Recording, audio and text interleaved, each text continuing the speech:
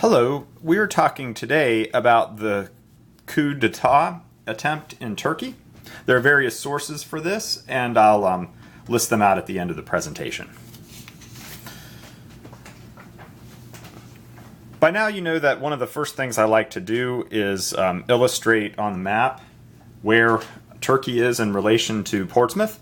And so here you see that Portsmouth is west, and you go across the Atlantic Ocean and over to Turkey, the capital of which is Ankara. And Ankara is 5,485 miles from Portsmouth.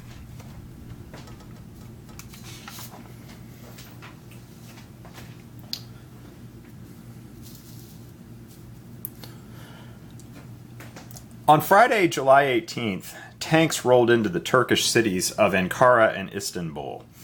Ankara is the capital.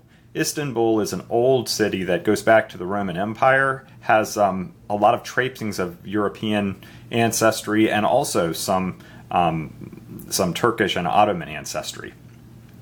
Media outlets in Turkey were forced off the air for a time during the attempted coup. President Tayyip Erdogan was at his vacation home when the coup began, but quickly returned home. 290 people were killed and more than 1,400 were injured.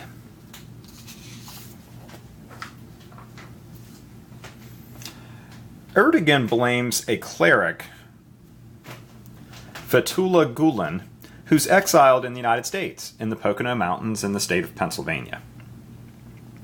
Gulen's movement is called Hizmet.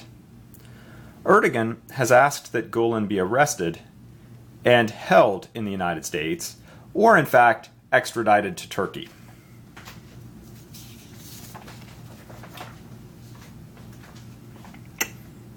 President Erdogan declared a state of emergency, which allows him to impose controls.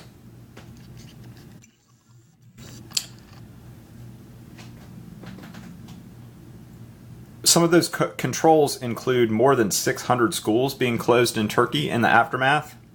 More than 7,500 soldiers have been detained. This includes 118 generals and admirals. 8,000 police were fired, 1,000 of them arrested. 1,481 judges were suspended.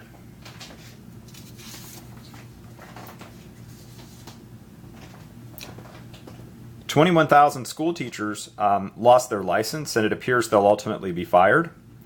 Over 1,500 university deans were fired. One may ask, why? What was the importance that Erdogan saw in education? Well, prior to the rise of President Erdogan, Turkey had a rather secular government, and so there was a lot of secular school with no religious teachings. President Erdogan has done various things to bring Islamic education into the religious structure. And so he feels that some of these secular educators were behind the coup because they aren't real comfortable with the move toward Islamic education.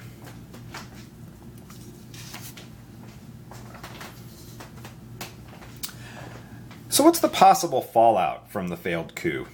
Well, Turkey may be forced out of NATO if its reforms go too far. There are certain humanitarian type things that members of NATO are required to agree to.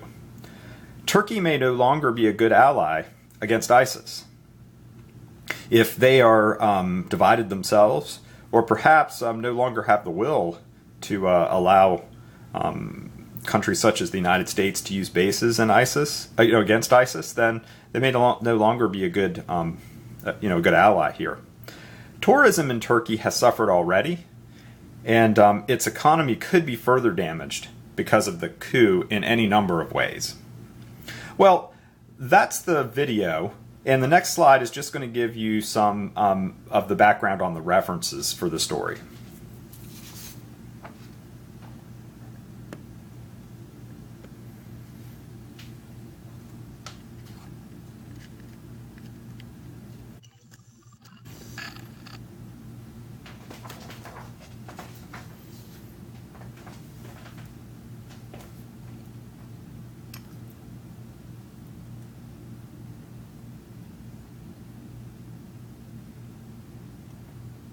Take care, and as always, let me know if you have questions.